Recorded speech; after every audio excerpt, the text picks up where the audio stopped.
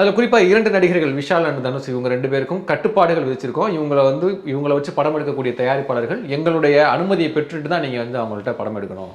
அதாவது பொழுது போலனா சும்மா எதனா ஒரு அறிக்கை விடணுன்னாங்களே, சில சங்கங்கள்லாம் விடுவாங்க. அந்த மாதிரி ஒரு சங்கமாக தான் இதை பார்க்குறேன். உனக்கு அஜித்தை வச்சு படம் பண்ண முடிஞ்சால் போய் பண்ணு, விஜய் வச்சு படம் பண்ண முடிஞ்சால் பண்ணு, ரஜினி வச்சு, கமல் வச்சு, தனுஷ், சிவகார்த்திகேயன் இவங்கெல்லாம் சம்பளம் அதிகமாக வாங்குறாங்கன்னா இஷ்டம் இருந்தால் பண்ணு, இல்லைன்னா நாளைக்கு புதுசாக அருண் அழகாக இருக்காருன்னா அருணை வச்சு படம் பண்ணு. உங்களுக்கு அந்த தைரியம் இல்லைல்ல. ஆனால் இவங்க நிப்பாட்டணும்னு சொல்கிறாங்க. யாரும் வேலை பார்க்காதீங்க, நாங்கள் ஒரு முடிவு எடுத்ததுக்கு அப்புறமா நீங்கள் வேலை பாருங்க. நீங்கள் எப்படி வேலையை நிறுத்துவீங்க? உங்களுக்கு சட்டம் தெரியல. யாருடைய தொழிலையும் முடக்குவதற்கு யாருக்குமே உரிமை கிடையாது. வட்டிக்கு கடன் வாங்கி நான் வந்து இப்போ தனுஷ் மாதிரியோ விஜய் மாதிரியோ ஒரு பெரிய நடிகரை வச்சு படம் பண்ணுறேன்னு வச்சுக்கோங்களேன். நீங்கள் சொல்கிற மாதிரி அவர் ஓடுற குதிரை, அதனால அவருக்கு மார்க்கெட் இருக்குது, நான் அவரை கடன் வாங்கி நான் அவரை வச்சு படம் பண்ணுறேன். ஆனால் அவர் எனக்கு படம் பண்ணாமல் நேற்று வந்தவருக்கு படம் பண்ணுறாரு அப்படின்னா என் மேலே என்ன தப்பு? ஸோ இதை நான் ரிஃபார்ம் பண்ணணும்னு நினைக்கிறது எப்படி தவறுன்னு சொல்கிறீங்க? நீங்கள் தனுஷ் வந்து கண்டிக்கணுன்றீங்க, அறிக்கை விட்டீங்களே. இவர் யாரிடமிருந்து கடன் வாங்கினார், யாருக்கு நடிக்காமல் ஏமாத்திட்டார், எந்த படத்துக்கு ஒத்துன்னு போனார்னு கிளியர் கட்டாக சொல்ல. ஏன் உனக்கு ஒரு பயம்? கலாநிதி மாறன் ரன் பண்ணக்கூடிய அந்த சன் பிக்சர்ஸ் அவங்க தான் தயாரிப்பு இது ராயன் படத்துக்கு. அந்த ராயன் படம் வெளியே வந்து இப்போ ஓடின்னு இருக்கு. அந்த ராயன் படம் வெளியீட்டுக்கு முன்பு உங்களுக்கு செய்யறதுக்கு முதுகெலும்பு இல்லையா? Don't you have a spine அப்படின்னு தான் கேட்குறேன் நான். முதுகெலும்பு இருந்துச்சுன்னா அந்த படம் ரிலீஸ்க்கு முன்னாலே நீங்கள் இந்த அறிக்கை விட்டுருக்கலாம்ல. அதில் வந்து அவங்க சொல்லாமல் வெளியில் ஊடகத்தில் வந்த பேர் பார்த்தீங்கன்னா விஷால், கமலஹாசன், தனுஷ், எஸ்டிஆர், சிம்பு அப்படின்னு சொல்லி சொன்னாங்க.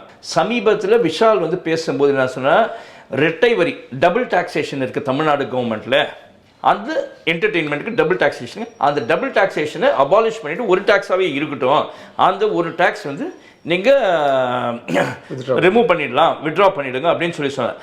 அது அவர் சொன்னது வந்து அவருடைய நெருங்கிய நண்பராக இருக்கக்கூடிய உதயநிதி அங்கம் வகிக்கக்கூடிய திமுகவுக்கு ஒரு பாதிப்பாக இருந்தாலும் அது அவங்களுக்குள்ள பேசிட்டோம். தேனாண்டாள் முரளி அவர்கள் பொறுப்புக்கு வந்த பிறகு, இந்த புதிய நிர்வாகம் வந்த பிறகு, ஆனால் விஷாலை கூப்பிட்டு கேட்டாங்களாம், இந்த மாதிரி இது வந்து விளக்கம் கொடுங்க, நீங்கள் செலவழிச்சதுக்கான விளக்கம் கொடுங்க அப்படின்னு கூப்பிட்டதுக்கு அவர் வரலை. இவர் வந்து மிஸ்யூஸ் ஆஃப் ஃபண்ட்ஸ் இருந்தா நீ அவர் மேலே கேஸ் போட, நீ ஏன் அறிக்கை விடுற? நீ கையாடல் பண்ண மாதிரி நீங்கள் வந்து முறைகேடுன்னு சொல்லி ஒரு வார்த்தை யூஸ் பண்ண, முறைகேடுன்னு யூஸ் பண்ணிங்கன்னா இவர் இல்லீகலாக பண்ணியிருந்தாங்கன்னா சட்டத்துக்கு புறமானது. விஷால் மேலே நீங்கள் வந்து சட்ட ரீதியான நடவடிக்கை எடுத்துக்காம மாதிரி பார்த்தா கமலும் உதயநிதி நல்ல ஒரு ரேப்போட இருக்கிறாங்க, படம் பண்ணுறாங்க. ஆமாம், அப்போ அவர் மேலே ஏன் நடவடிக்கை எடுக்கிறாங்க? இன்னும் கமல் பேர் அஃபிஷியலாக அவங்க சொல்லலை, அஃபிஷியலாக இது வரைக்கும் சொல்லலை. ஆமாம், நாளைக்கு கமல் வந்து ஏதோ ஒரு 4 அறிக்கை விட்டுட்டாருன்னா திருப்பி இவங்க எதனா பேசலாம். இவங்க சில சிண்டிகேட்ஸ்லாம் இருக்குது சினிமா துறையில், அது நான் அடுத்த வாட்டி சொன்னேன், அது பேசினா பெருசாக போயினே இருக்கும். அந்த சிண்டிகேட் இருக்கு இல்லைங்க, அந்த சிண்டிகேட் மிரட்டுறது, அச்சுறுத்தலாம் நடக்குதா? ஆமாமாங்க, கண்டிப்பாக. உன் படம் ரிலீஸ் பண்ணி எத்தனை பேர் வெளியில் வந்து புலம்பியிருக்காங்க.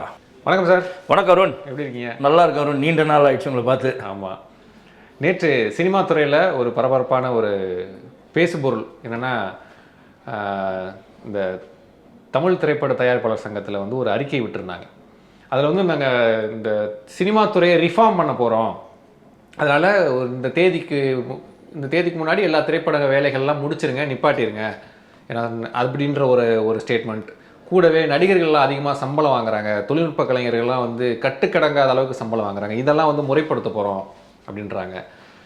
அதில் குறிப்பாக 2 நடிகர்கள் விஷால் அண்ட் தனுஷ் இவங்க 2 பேருக்கும் கட்டுப்பாடுகள் விதிச்சிருக்கோம். இவங்களை வச்சு படம் எடுக்கக்கூடிய தயாரிப்பாளர்கள் எங்களுடைய அனுமதியை பெற்றுட்டு தான் நீங்கள் வந்து அவங்கள்ட்ட படம் எடுக்கணும் அப்படின்ற இந்த மாதிரி நிறைய தீர்மானங்கள், நிறைய இந்த மாதிரி ஜாயிண்ட் ஆக்ஷன் கமிட்டி கொண்டுட்டு வருவோம், அந்த மாதிரிலாம் நிறைய கொண்டு வந்தாங்க. முதல்ல என்ன நடந்துட்டு இருக்கு இந்த துறையில், ஏன் இவ்வளோ ரிஃபார்ம்ஸ் கொண்டு வரணும்னு சொல்கிறாங்க, இதுக்கு எதிர்ப்புகளும் இருக்குது, என்ன நடக்குது? அதாவது பொழுது போலனா சும்மா எதனா ஒரு அறிக்கை விடணுன்னாங்களே, சில சங்கங்கள்லாம் விடுவாங்க. அந்த மாதிரி ஒரு சங்கமாக தான் இதை பார்க்குறேன். ஏன்னா ரிஃபர்மேஷன் சொல்லி, ரிஃபார்மேஷன்றது நீங்கள் சினிமா துறையிலே இருக்கிறீங்க, பத்திரிகையாளராக இருக்கீங்க, நானும் நீண்ட நாளாக சினிமா துறை பத்திரிகையை தான் பார்த்துட்டுருக்கேன். இந்த ரீஃபார்மேஷன் பண்ணுறேன் அப்படின்னு சொல்லிட்டு இது வரைக்கும் ஒன்றும் ரிஃபார்ம் பண்ண மாதிரியே தெரியல. இப்போ இல்லை, பல தலைவருங்க வந்த போதும் இதை தான் சொல்லின்னு இருந்தாங்க. சம்பள பிரச்சனை பல மேடைகளில் பேசியிருக்காங்க. நான் அந்த சம்பள பிரச்சனையை ஃபஸ்ட்டு பேசுகிறேன். இவங்க வந்து சம்பளம் அதிகமாக வாங்குறாங்க நடிகர்ன்றாங்க. நான் என்ன சொல்கிறேன்னா, பொருளோட விலை இதுதான். நீங்கள் வந்து இங்கே ஒரு இடத்துல ஒரு மவுண்ட் ரோட்டில் ஒரு பில்டிங் வாங்கணுன்னா அங்கே வந்து 100 கோடின்னு சொன்னால் இஷ்டம் தான் வாங்க போகிறீங்க, இஷ்டம்லாம் போக போகிறீங்க. ஐயோ நீ ரேட் அதிகமாக வச்சுருக்கேன்னு நீங்கள் கேட்க போகிறது. அவன் சட்டத்துக்கு புறமாக தான் இருக்குது, டேக்ஸ் எக்ஸம்ஷன் பண்ணி ஏதோ வந்து டேக்ஸ் எவேட் பண்ணி பண்ணுறான் அப்படின்னா நீங்கள் கேள்வி கேட்கலாம். அவன் வந்து ஒயிட்டில் வாங்குறான், இவ்வளோ தான் வாங்குறான்னும் போது இஷ்டம் தான் வாங்க, கஷ்டம் தான் போயிடு. உனக்கு அஜித்தை வச்சு படம் பண்ண முடிஞ்சால் போய் பண்ணு, விஜய் வச்சு படம் பண்ண முடிஞ்சா பண்ணு, ரஜினி வச்சு, கமல் வச்சு, தனுஷ், சிவகார்த்திகேயன் இவங்கெல்லாம் சம்பளம் அதிகமாக வாங்குறாங்கன்னா இஷ்டம் இருந்தால் பண்ணு, இல்லைன்னா நாளைக்கு புதுசாக அருண் அழகாக இருக்காருன்னா அருணை வச்சு படம் பண்ணு. உங்களுக்கு அந்த தைரியம் இல்லைல்ல.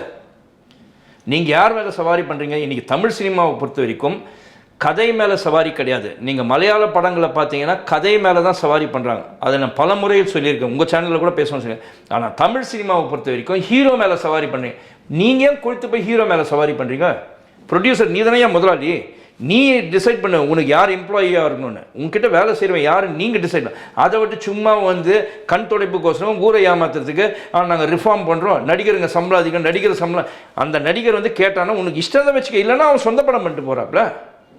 நீங்கள் எது கேட்குறீங்க? ஆனால் இதுக்கு முன்னாடி இப்போ இந்த மாதிரி நடவடிக்கை எடுத்த பலருமே வந்து ரிஃபார்ம் பண்ணுறோன்னு சொன்ன பலருமே வந்து சினிமா துறையில் நடக்கக்கூடிய வேலைகளை நிப்பாட்டலை. ஆனால் இவங்க நிப்பாட்டணும்னு சொல்கிறாங்க. யாரும் வேலை பார்க்காதீங்க, நாங்கள் ஒரு முடிவு எடுத்ததுக்கு அப்புறமா நீங்கள் வேலை பாருங்க. இல்லை, இதுக்கு முன்னால் கூட இந்த மாதிரிலாம் சொல்லியிருக்காங்க, நிப்பாட்டணும்லாம் சொல்லியிருக்காங்க. நான் என்ன சொல்கிறேன்னா, நீங்கள் எப்படி வேலையை நிறுத்துவீங்க? உங்களுக்கு சட்டம் தெரியல. யாருடைய தொழிலையும் முடக்குவதற்கு யாருக்குமே உரிமை கிடையாது. நீங்கள் அறிக்கை விட்டீங்க, நான் மெம்பராக கூட இருப்பேன் சார், நான் நீங்கள் சொல்கிற தயாரிப்பாளர் சங்கத்திலையோ இல்லை எதுலையோ. ஆனால் நாளைக்கு நான் என்னோட படம் ஷூட்டு போனால் நான் போய் பண்ணுவேன். ஏன் தடுக்க முடியுமோனால முடியாது. நீங்கள் வந்து நீங்கள் ஆட்களை யாருன்னா தடுத்துக்கலாம், அந்த மெம்பர்ஸை. நான் ஷூட் பண்ணிட்டு இருக்கேன், எனக்கு அருண் பழக்கம் ஒரு கேமராமேன்னா நான் வந்து நீ மெம்பர் இல்லை நான் வச்சு பண்ணுவேன். நீ என்னை வந்து தடுத்தனா தொழில் முடக்கம் பிரகாரமாக உன் மேலே சூ பண்ண முடியும் நான். புரியுதா? இவங்கெல்லாம் சட்டம் தெரியாமல் பேசுகிறாங்க. இது தவறான ஒரு செயல்ன்ற. நீங்கள் வந்து மூட்டு பூச்சிக்கு பயந்துன்னு வீடு கொளுத்துற கதையாட்டம் இருக்குது. இதை ரிஃபார்ம் பண்ணணும்னா தொழில் நடக்கட்டும். ஒன்றும் இல்லை, நீங்கள் அந்த தேதியிலேருந்து ஷூட்டிங்க்கு போக மாட்டேன். நீங்கள் இந்த சினிமா தொழிலில் இருக்கும் அந்த பெப்சி மெம்பர்ஸ் எல்லாருமே அந்த வருமானத்தை வச்சு தான் இருக்காங்க. ஒவ்வொரு நாளும் அந்த வருமானத்தை. கொரோனா காலத்துலேயே அவங்க ரொம்ப கஷ்டப்பட்டுட்டாங்க. அப்போ சில நடிகர்கள், நீங்கள் குறை சொல்லக்கூடிய சில நடிகர்களுக்கு வந்து முன் வந்து உதவி பண்ணாங்க அன்னைக்கு. புரியுங்களா? அதே மாதிரி தான் இன்னைக்கு நாளைக்கு நீங்கள் வந்து ஷூட்டிங்கை நிறுத்திட்டீங்கன்னா அப்போ அவங்க வீட்டில் சாப்பாடு எப்படி போகும்? நீங்கள் நிறுத்தக்கூடிய பொறுப்பில் இருக்கிறவங்க வந்து நீங்கள் பஞ்சாயத்து பண்ணிட்டு போவீங்க, அதில் எதனா ஒரு வருமானம் வரும், இல்லை நீங்கள் எதனா தொழில் பண்ணிட்டு நீங்கள் சம்பாதிச்சு. ஆனால் அங்கே இருக்கக்கூடிய அந்த லேபரர்ஸ் அவங்களுக்கான வருமானம் என்ன இருக்கும்? அதே சின்ன தயாரிப்பாளருங்க வந்து நீங்கள் நிறுத்திட்டீங்கன்னு வச்சுக்கோங்க, சின்ன தயாரிப்பாளருங்க இருக்காங்கன்னா அவன் கடன் வாங்கியிருப்பான், புரியுதுங்களா? வட்டிக்கு தான் வாங்கியிருப்பான். அந்த வட்டிக்கு வாங்கின ஒரு மாதம் தள்ளி போயிடுச்சுன்னா அந்த 1 கோடி ரூபாய்க்கு 1 மாதம் வட்டி என்னாச்சு? அவன் கையில் காசு வச்சுருப்பான், யூஸ் பண்ண முடியாது, ஷூட் போக முடியாது. அப்போ என்ன ஆகும்? திருப்பி போய் கொடுத்தா திரும்பி கிடைக்குமா பணம்னு பார்ப்பான், கிடைக்காது. அப்போ நம்ம வட்டி எக்ஸ்ட்ரா கட்டித்தான் தீரணும் அப்படின்ற கட்டாயத்தை கலாயிரம். இதை எல்லாம் அனுசரிக்க வேண்டியது யாருன்னா இந்த சங்கங்கள். ஆனால் அதை அவங்க செய்கிறாங்களான்னா தவறு, செய்யறதில்லை. இல்லை, இப்போ நீங்கள் சொன்னீங்க பெரும்பாலான தமிழ்நாட்டில் பெரும்பாலான தயாரிப்பாளர்கள் வந்து முதலாளிகள் கிடையாது, வட்டிக்கு காசு வாங்கி படம் பண்ணுறவங்க தான். ஆந்திரா மாதிரிலாம் கிடையாது. அப்போது இப்போ தனுஷ் மேலே என்ன அலிகேஷன் அப்படின்னா, இவர் வந்து ஏற்கனவே சைன் பண்ண ப்ரொடியூசர்ஸ்ட் எல்லாம் வந்து படம் பண்ணாமல் தற்போது லேட்டஸ்ட்டாக வர்றவங்கள்ட்ட சைன் பண்ணிட்டு அங்கே போயிடுறாரு படம் அடிக்க. நாங்கள் பெண்டிங்கில் இருக்க எங்களுக்கு படம் பண்ண மாட்டாரு அப்படின்றது அவர் மேலே இருக்கக்கூடிய அலிகேஷன். அதனால் அவர் மேலே கட்டுப்பாடு விதிச்சிருக்காங்க. அப்போது நான் கடன் வாங்கி, வட்டிக்கு கடன் வாங்கி நான் வந்து இப்போ தனுஷ் மாதிரியோ விஜய் மாதிரியோ ஒரு பெரிய நடிகரை வச்சு படம் பண்ணுறேன்னு வச்சுக்கங்களேன். நீங்கள் சொல்கிற மாதிரி அவர் ஓடுற குதிரை, அதனால அவருக்கு மார்க்கெட் இருக்குது, நான் அவர் கடன் வாங்கி நான் அவரை வச்சு படம் பண்ணுறேன். ஆனால் அவர் எனக்கு படம் பண்ணாமல் நேற்று வந்தவருக்கு படம் பண்ணுறாரு அப்படின்னா என் மேலே என்ன தப்பு? ஸோ இதை நான் ரிஃபார்ம் பண்ணணும்னு நினைக்கிறது எப்படி தவறுன்னு சொல்கிறீங்க? சரி, நீங்கள் அறிக்கை விடுற, நீங்கள் தனுஷ் வந்து கண்டிக்கணுன்றீங்க. அறிக்கை விட்டீங்களே, இவர் யாரிடமிருந்து கடன் வாங்கினார், யாருக்கு நடிக்காமல் ஏமாத்திட்டார், எந்த படத்துக்கு ஒத்துன்னு போனார்னு கிளியர் கட்டாக சொல்ல. ஏன் உனக்கு ஒரு பயம்? இப்போ இந்த அறிக்கை இன்னைக்கு வாங்கலையே கடனை, இவர் வந்து எப்பயோ வாங்கிட்டார், ஒரு 3 வருஷத்துக்கு முன்னால் வாங்கியிருக்கலாம் கூட கடன், இல்லை 2 வருஷத்துக்கு முன்னால் கூட. அதுக்கப்புறம் வேறு படங்கள்லாம் நடிச்சிட்டாரு. ரைட், வேறு படங்களை நடிச்சு அந்த படம் ரிலீஸ் ஆகுதுல. இப்போ ஃபார் எக்ஸாம்பிள் ராயன் அப்படின்ற ஒரு படம் வந்து இன்னைக்கு திமுகவில் அங்கம் வகிக்கக்கூடிய தயாநிதி மாறனுடைய சகோதரரான கலாநிதி மாறன் ரன் பண்ணக்கூடிய அந்த சன் பிக்சர்ஸ் அவங்க தான் தயாரிப்பு இது ராயன் படத்துக்கு. அந்த ராயன் படம் வெளியே வந்து இப்போ ஓடின்னு இருக்கு. அந்த ராயன் படம் வெளியீட்டுக்கு முன்பு உங்களுக்கு செய்யறதுக்கு முதுகெலும்பு இல்லையா? Don't you have a spine அப்படின்னு தான் கேட்குறேன் நான். முதுகெலும்பு இருந்துச்சுன்னா அந்த படம் ரிலீஸ்க்கு முன்னாலே நீங்கள் இந்த அறிக்கை விட்டுருக்கலாம்ல. இந்த படம் நின்றுடன் ஒரு பயம் நின்றுடுச்சுன்னா நாளைக்கு ரூலிங் பார்ட்டியாச்சே, இவங்க என்ன பண்ண முடியும்? ஒன்றும் பண்ண முடியாது.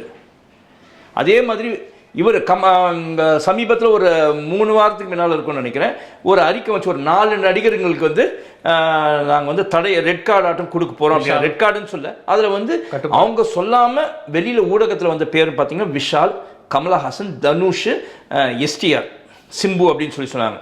நான் என்ன சொல்கிறேன், அப்படி அது உண்மையாக இருந்திருந்தால், கமல்ஹாசன் உண்மையாக இருந்திருந்தால், லைக்காவும் நம்ம ரெட் ஜாயிண்ட், அதாவது உதயநிதி அங்கம் வகித்த, அன்று உதயநிதி அதுக்கு உரிமையாளராக இருந்த அந்த ரெட் ஜாயிண்ட், அவங்க தான் வந்து அப்போ தயாரிக்கும் போது அவரும் அதில் இருந்தார். அதுக்கப்புறம் தான் மினிஸ்டர் ஆனதுக்கப்புறம் ரெட் ஜாயிண்ட்லேருந்து வெளியில் வந்துட்டார். இந்தியன் 2 சொல்கிறீங்க? இந்தியன் 2 புரியுதா? அந்த படம் ரிலீஸ்க்கு முன்னால் உங்களுக்கு அந்த இதே அறிக்கை விட்டுருக்கலாமே, உள்ள இல்லை நீங்கள். அப்புறம் விஷால் சொல்கிறீங்க, விஷால் எப்போ இன்னைக்கா வந்தார், அவரோட ஆடிட்டிங்கில் தப்பு, விஷாலோட முறைகேடு வேற, அவங்க முறைகேடு பண்ணிட்டாரு அப்படின்றாங்க, அவர் பணத்தை வேற மாதிரி கையாடல் பண்ணிட்டாருன்றாங்க.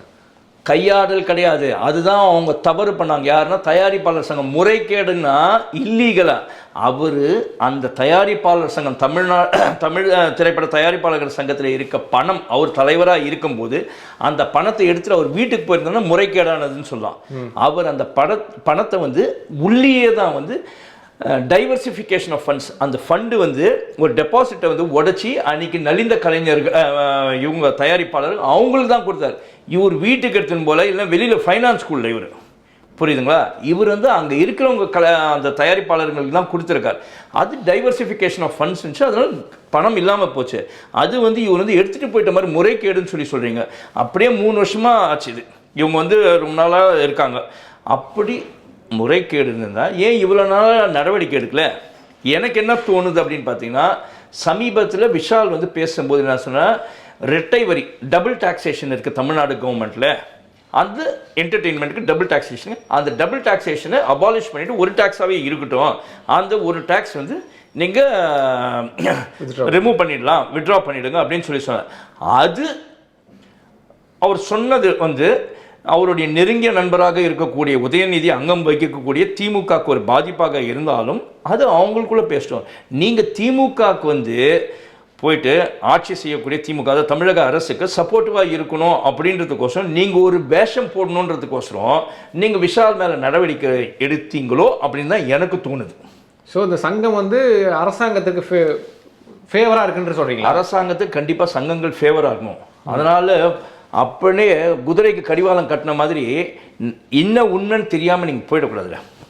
இங்கே கவர்மெண்ட்டே கேட்கலையே, அப்படியே வேணும்னா கூட 2 நிமிஷம் ஆகாம என்னடா இந்த மாதிரி பேசுகிறேன் அப்படின்னு உதயநிதி விஷால் கட்சி கேட்க போகிறோம், இல்லை விஷால் உதயநிதி கிட்ட பேசி. தேனாண்டாள் முரளி அவர்கள் பொறுப்புக்கு வந்த பிறகு, இந்த புதிய நிர்வாகம் வந்த பிறகு, ஆனால் விஷாலை கூப்பிட்டு கேட்டாங்களாம், இந்த மாதிரி இது வந்து விளக்கம் கொடுங்க, நீங்கள் செலவழிச்சதுக்கான விளக்கம் கொடுங்க அப்படின்னு கூப்பிட்டதுக்கு அவர் வரலை. அவருடைய விளக்கம் வந்து திருப்திகரமானதாக இல்லை அப்படின்ற பட்சத்துல தான் இந்த மாதிரியான கட்டுப்பாடுகள் விதிக்கிறாங்க. அது சொல்லலைன்னு இவங்க சொல்றாங்க, புரியுங்களா? ஆனால் எனக்கு வந்து சோர்ஸ் பிரகாரமாக அதுக்கான எக்ஸ்ப்ளனேஷன் எல்லாமே கொடுத்துட்டேன் அப்படின்ற மாதிரி தான். ஆடிட் ரிப்போர்ட் நாங்கள் ஆடிட் ரிப்போர்ட்டில் இவர் வந்து மிஸ்யூஸ் ஆஃப் ஃபண்ட்ஸ் இருந்திருந்தா நீ அவர் மேலே கேஸ் போட, நீ ஏன் அறிக்கை விடுற? நீ கையாடல் பண்ண மாதிரி நீங்கள் வந்து முறைகேடுன்னு சொல்லி ஒரு வார்த்தை யூஸ் பண்ண, முறைகேடுன்னு யூஸ் பண்ணிங்கன்னா இவர் இல்லீகலாக பண்ணியிருந்தாங்கன்னா சட்டத்துக்கு புறமானதை விஷால் மேலே நீங்கள் வந்து சட்ட ரீதியான நடவடிக்கை எடுத்துக்கலாமே, ஏன் எடுக்கல? சும்மா இப்போ வந்து கண் தொடைப்பு காட்டும் அவரை டிஃபேம் பண்ணுறதுக்கோசம் தானே நீங்கள் ஒரு அறிக்கை விடுறீங்க. சும்மானா ஐயோ நாங்களும் வந்து விஷால் உங்கள் டபுள் டாக்ஸேஷன் பற்றி பேசிட்டாரு, அரசுக்கு எதிராக பேசிட்டாரு, அதனால நாங்கள் வந்து அவர் மேலே நடவடிக்கை எடுக்கிறதுக்கு இப்படி பண்ணுமே இவங்க ஒரு வேஷம் தான் போட்டிருக்காங்க. மாதிரி பார்த்தா கமலும் உதயநிதி நல்ல ஒரு ரேப்போட இருக்கிறாங்க, படம் பண்ணுறாங்க. ஆமாம், அப்போ அவர் மேலே ஏன் நடவடிக்கை எடுக்கிறாங்க? இன்னும் கமல் பேர் அஃபிஷியலாக அவங்க சொல்லலை, அஃபிஷியலாக இது வரைக்கும் சொல்லலை. ஆமாம், நாளைக்கு கமல் வந்து எதனா ஒரு 4 அறிக்கை விட்டுட்டாருன்னா திருப்பி இவங்க எதனா பேசலாம் இவங்க.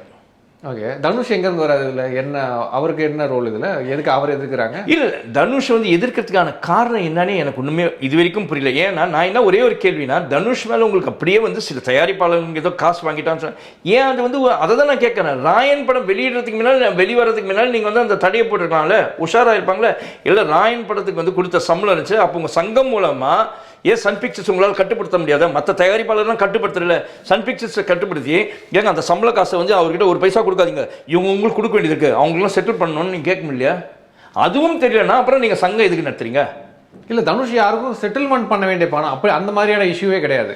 அவர் வந்து அக்ரிமெண்ட் போட்டுட்டாரு, நான் படம் பண்ணுறேன்னு அக்ரிமெண்ட் போட்டுட்டாரு, நடிக்க வராமல் புதுசாக வந்த தயாரிப்பாளர்கள் படத்தில் போய் நடிச்சாருன்னா அதை ஏன் உங்களுக்கு தடுக்க முடியாதா?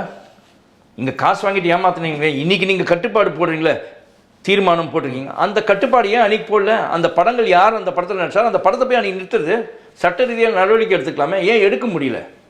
உங்களுக்கு எடுக்க முடியாது. அப்படின்ற ஒரு காரணம் தான். அதுக்கு ஒரு பொய்யா இப்போ எல்லாருக்குமே விஷயம் என்னதுன்னா, அந்த வந்த அறிக்கையை தான் நீங்களும் நானும் பார்த்துருக்கோம். புரியுதுங்களா? அதை என்ன குறிப்பிட்டிருக்காங்கன்னு இதில் எங்கேயுமே வந்து தனுஷ் சைட்லேருந்து தரப்புலையோ விஷால் சைட்லேருந்தோ கமலஹாசன் தரப்புலையோ நமக்கு அஃபிஷியலான அறிக்கைங்க எதுவும் வரல. ஒன்று இவங்களும் சட்டப்பூர்வமாக லீகலாக எனக்கு இதுதான் இருக்குது அப்படின்னு பேப்பர்ஸ் தான் கொடுக்கல, இவங்க அறிக்கை தான் கொடுத்தாங்க. உண்மையிலே எந்த தயாரிப்பாளர்கிட்ட எவ்வளோ வாங்கினார் என்ன அப்படின்றது வெளிப்படுத்தினா ஒரு ஊடகவியாளரோ நீங்களோ நானோ வந்து போய் கேள்வி கேட்கலாம், அவங்ககிட்ட உண்மை என்னன்னு தெரிஞ்சுக்க. அதுக்கான வழியே இவங்க கொடுக்காம இது மொத்தத்தில் ஒரு பயம் காட்டுற மாதிரியும் ஒரு வகையான கட்ட பஞ்சாயத்தாக தான் இதை பார்க்குறேன். வெளியிலேருந்து பார்க்கும்பொழுது சின்ன பட ஒரு கோடி 2 கோடியில இயக்கக்கூடிய தயாரிப்பாளர்களுக்கெல்லாம் இது வந்து இவங்க வந்து அவங்கெல்லாம் வந்து வரணும்னு நினைக்கிறாங்க. ஆனால் விஷால் வந்து 1 கோடியில் படம் எடுக்கிற தயாரிப்பாளர்கள் தயவு செஞ்சு வராதிங்க, நீங்கள் ஏதாவது அசெட் வாங்கி செட்டில் ஆயிருங்க அப்படின்னு பேசுகிறாரு. ஸோ அது வந்து ஒரு டிஸ்கரேஜ் ஸ்டேட்மெண்ட்டாக இருக்குது. இந்த சங்கம் அப்படி கிடையாது, எல்லாரும் வளரணும்னு நினைக்கிறாங்க அப்படின்ற மாதிரியான ஒரு வெளியிலேருந்து பார்க்கக்கூடிய ஒரு பார்வையாக இருக்குது. சார், நீங்கள் ஒரு அனுபவத்தில் நீங்கள் ஒரு ஊடகவியாளர், நீங்கள் ஒரு அனுபவத்தில் உங்ககிட்ட ஒருத்தர் வராரு, ஒரு வேலைக்கு சேர்றாரு, இல்லை நீங்கள் உங்கள் அனுபவத்தில் நேர்ந்த தவறுகளோ இல்லை இன்னல்களையோ பற்றி அவங்களுக்கு சொல்லிக் கொடுக்கறது உங்களோட கடமை. அட்வைஸ் பண்ணுவீங்களா மாட்டிங்களா? சரி, நீ பண்ணக்கூடாதுன்னு ஆர்டர் பண்ண மாட்டீங்க. டேய் நான் இந்த மாதிரி அனுபவிச்சிட்டேன், இந்த மாதிரி நீ அனுபவிக்காதுன்னு சொல்கிறது தான் வருவாங்க. இன்னைக்கு நிலைமை தமிழ் சினிமாவில் பல படங்கள் ரிலீஸ் ஆகாமல் நிற்குது. ஏன் அவ்வளோ ஐஸ்வரி கணேஷ் இருக்காருங்க, எவ்வளோ பெரிய ஆள், வேல்ஸ் பெரிய பண வசதி உள்ள ஆள், பல படங்கள்லாம் பண்ணக்கூடியவர். அவர் தயாரித்த அவருடைய மச்சான் நடித்த ஜோஷுவா அப்படின்ற ஒரு படம் வந்து 3 வருஷம் கிடப்பில் இருந்துச்சு. படம் வெளியிலேயே வரல. அதுக்கப்புறம் இத்தனைக்கும் அந்த படத்துக்கான இயக்குனர் யாருன்னா கௌதம் வாசுதேவ் மேனன். ஆமாம், எல்லாம் பெரிய ஸ்டார் காஸ்ட் நடிச்ச படம் தானே வருண். ஆனால் படம் வந்து பெரிய லாஸ் தான். அவர் லாபம்லாம் கிடையாது. ஏன்னா லாபம்னு இருந்தால் அந்த இதில் வந்து நிறைய பேருக்கு செட்டில்மெண்ட், சில இடத்துக்கு வந்து ப்ரொமோஷன்ஸ் கிமோஷன்ஸ்லாம் கூட பேமெண்ட் நின்றுச்சுன்னு சொல்லி சொன்னாங்க. எப்பயுமே ஐஸ்வரி கணேஷ் வந்து பேமெண்ட் கரெக்டாக கொடுத்துருவார் அப்படின்னு தான் சொல்லுவாங்க. ஆனால் இந்த படத்துக்கு வந்து அதை பற்றி விளம்பரம் பண்ண சில சோஷியல் மீடியா கூட காசு கொடுக்க முடியாமல் போயிடுச்சு. காரணம் என்னென்னா படம் ஓடலை அப்படின்றதுனால தான். அவர் எப்பயுமே கரெக்டாக பண்ணக்கூடிய ஆள், அவருக்கே அந்த நிலைமை தான் வந்துச்சு. புரியுதுங்களா? அப்போ விஷால் சொன்னதில் என்ன சொன்னார்னா, தயவு செஞ்சு வந்துடாதீங்க, கொஞ்சம் காசை வச்சுட்டு நீங்கள் உங்கள் காசை இழந்துடாதீங்கன்னு அப்படி தான் சொன்னார் அந்த ஸ்டேட்மெண்ட். ஆனால் அது திரித்து சொல்லப்பட்டதுன்னு தான் நான் பார்க்குறேன். நீங்கள் மீண்டும் அந்த வீடியோவை போட்டு பார்த்தீங்கன்னா எங்கேயுமே வந்து நீலாம் படம் பண்ணாதன்னு மிரட்டல. அவர் சொன்னதுனால இன்றைக்கி இருக்கிற சினிமா ரொம்ப மோசமாக இருக்குது. இப்போ வந்து நீங்கள் கடனோ வாங்கிட்டு நீங்கள் இதில் கொண்டாந்து போட்டு அந்த 1 கோடி 2 கோடின்னு கொண்டாந்து போட்டுட்டு நீங்கள் வந்து இதில் சிக்கிட்டு அவஸ்தைப்படாதீங்க, அதை நல்லபடியாக போய் நீங்கள் வேறு எதனா தொழில் கூட செஞ்சு சம்பாரிச்சிக்கலாம் அப்படின்னு சொல்லி சொன்னார். ஆனால் அவர் சொன்னதை வந்து சரி நான் என்ன சொல்லுன்னா, அப்படிப்பட்ட ஆட்கள் இவர் விஷால் சொல்லிட்டார் சார். விஷால் சொல்லி எல்லாருமே கேட்டுருந்தாங்கன்னா பரவாயில்ல, ரைட்டு. நீங்கள் தான் நல்ல தயாரிப்பாளர் சங்கம் தானே, அவரெல்லாம் சொன்ன தப்புப்பா. 1 கோடி தானே இருக்கு படம், நான் ரிலீஸ் இருக்கும் கொண்டாடுறேன். நீங்கள் தான் பெரிய படம் வந்தால் சின்ன படம் எவனுமே வராமல் மிரட்டுறீங்களே இன்டெரக்டாக. அப்படியா? ஆமாம், தியேட்டரே கிடைக்க மாட்டேங்குதுல்ல சார். இது ஒரு சிண்டிகேட் தானே நடக்குது. எவ்வளோ படங்கள் இனி வரைக்கும் நிற்குது. அப்போ நீ அதை வந்து அவனுக்கு வழி பண்ணணும்ல. எத்தனை படங்கள் இருக்குதுங்க இன்றைக்கி ரிலீஸ் ஆகாமல், பல 100 படங்கள் இருக்குது. பல 100 படங்கள் சொன்னீங்க. இன்னைக்கு சினிமா சரியில்லை. கண்டிப்பாக. என்ன சரியில்லை சார்? எப்போ தமிழ் சினிமா இன்னைக்கு தெரியுமா சார் உருப்படும்? இன்னைக்கு ஒரு தயாரிப்பாளர் ஒரு இயக்குனரை நம்பி கதையை நம்பி படம் எடுக்கிறாரோ அன்றைக்கி தான் தமிழ் சினிமா உருப்படும்.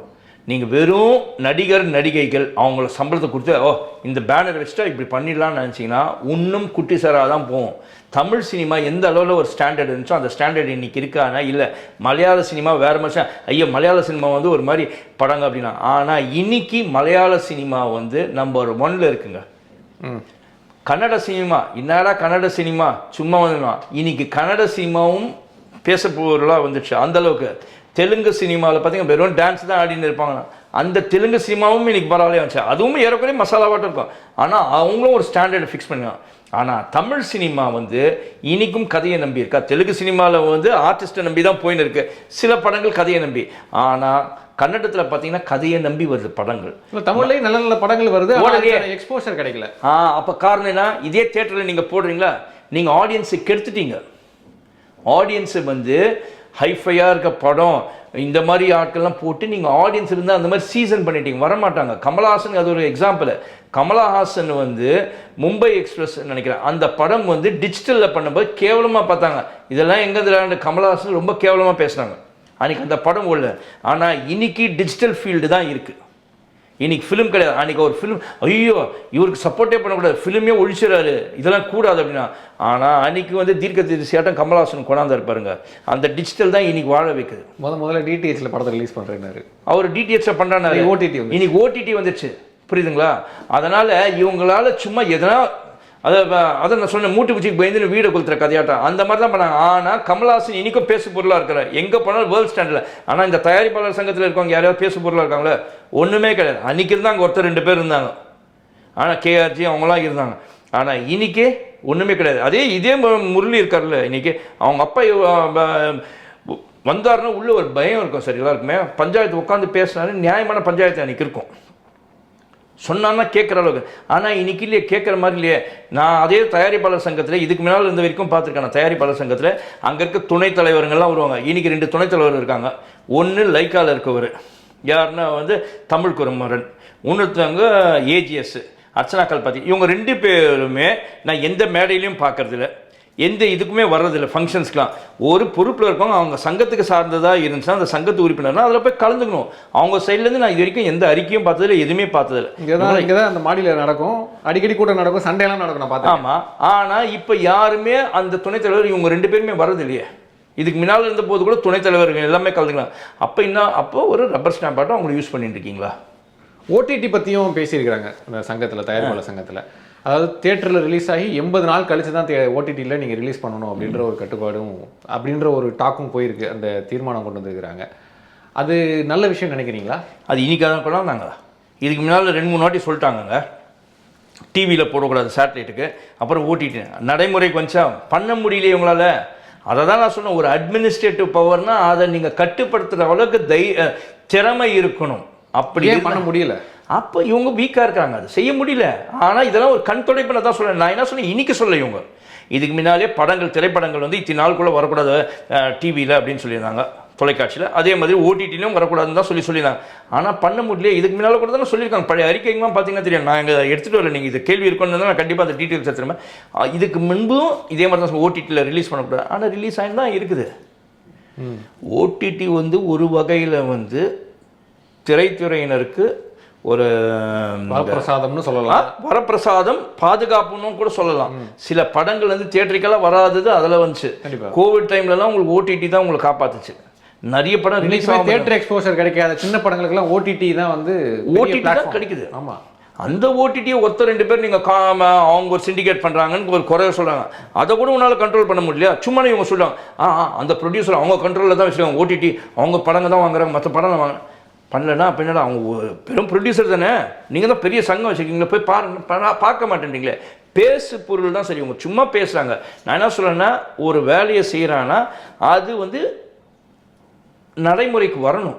நடைமுறைக்கு வராமல் இருக்குன்னா அப்போ நீங்கள் வந்து என்ன பண்ணுறீங்கன்னா சும்மா பொழுது போல் பேசுகிறேன் அப்படின்ற மாதிரி தான். அது எப்படி ஆகிடும்னா, லாஸ்ட்டாக அன்றைக்கி விஷால் சொன்னாருன்ட்டு குறை சொன்னாங்க. எப்படின்னா வந்து வடை பஜ்ஜி சாப்பிட்றாங்கன்னு சொன்னார், ஞாபகம் இருக்குங்களா? அந்த கதையாக தான் மற்றவங்க பேச ஆரம்பித்தோம். அது இருக்கக்கூடாதுன்ற நான். தயாரிப்பாளர்கள், விநியோகஸ்தகர்கள், தியேட்டர் உரிமையாளர்கள், இந்த 3 பேரும் சேர்ந்து ஒரு கமிட்டி உருவாக்குவோம், இவங்க 3 பேரும் அந்த கமிட்டியில் இருப்பாங்க அப்படின்ற ஒரு ஜாயிண்ட் அண்ட் ஆக்ஷன் கமிட்டி உருவாக்கி இருக்கிறாங்க. அது எந்த அளவுக்கு எஃபிஷியண்ட்டாக இருக்கும்னு நினைக்கிறீங்க?